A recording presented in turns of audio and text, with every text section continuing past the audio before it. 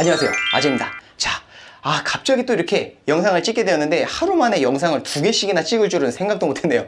뭐냐면 그런 질문을 주셨어요.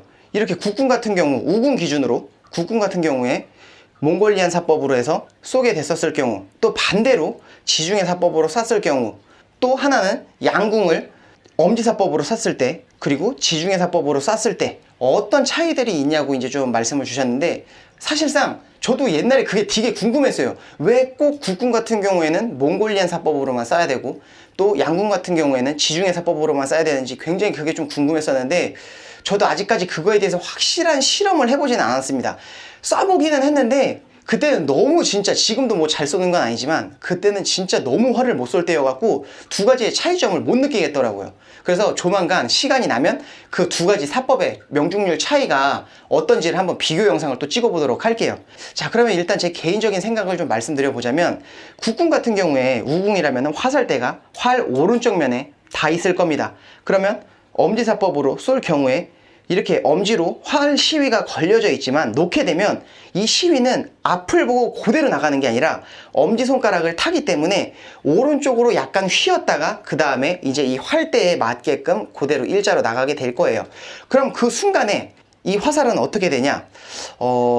양궁에서는 그거를 이제 노크 트래블이라고도 얘기를 하는데, 이 화살이 맨 처음에는 이렇게 앞에 걸려 있겠죠. 앞에 걸려 있다가 이렇게 일자로 나가는 게 아니라 이게 이미 나갈 때부터 3번의 주기가 옵니다. 3번의 변화 주기가 오는데, 어떻게 변하냐면 이렇게 걸려 있잖아요. 걸려 있다가 쐈을 때 엄지손가락을 시위가 탔기 때문에 이쪽으로 휘면서 이 노크 부분, 끝부분도 같이 이쪽으로 휠 거란 말이죠. 이쪽으로 같이 휘면 앞에 있는 이 상사, 머리 촉 부분은 그대로 그 위치에 고정되어 있다 보니까 머물러 있으려는 힘 때문에 이게 화살이 안쪽, 제 몸 쪽으로 한번 이렇게 휘게 돼요. 그러니까 위에서 보면 이쪽으로 이렇게 휘게 되는 거죠.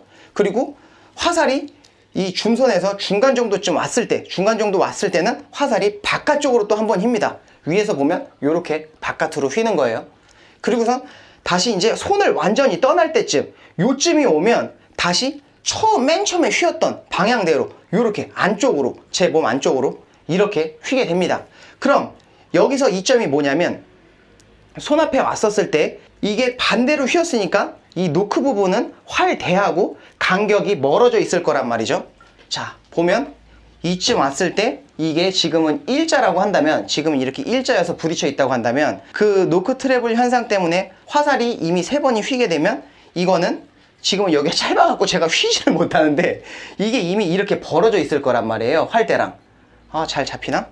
자, 이렇게 이미 활대랑 이렇게 벌어져 있을 거란 말이죠. 이렇게 보여드리기 좀 쉽게 하려고 이렇게 과도하게 벌어뜨려 놨는데 이런 식으로 떨어져 있게 됩니다. 자, 그럼 모양을 보면은 요렇게 휘었다가 요렇게 휘었다가 요렇게 휘면서 나가는 거예요. 이제 이렇게 나가는 건데, 만약에 이거를 지중해 사법으로 한다 그러면 손가락이 타는 방향이, 엄지손가락 같은 경우에는 이쪽으로 시위가 한번 튀었다가 앞으로 가지만 지중해 사법은 반대잖아요.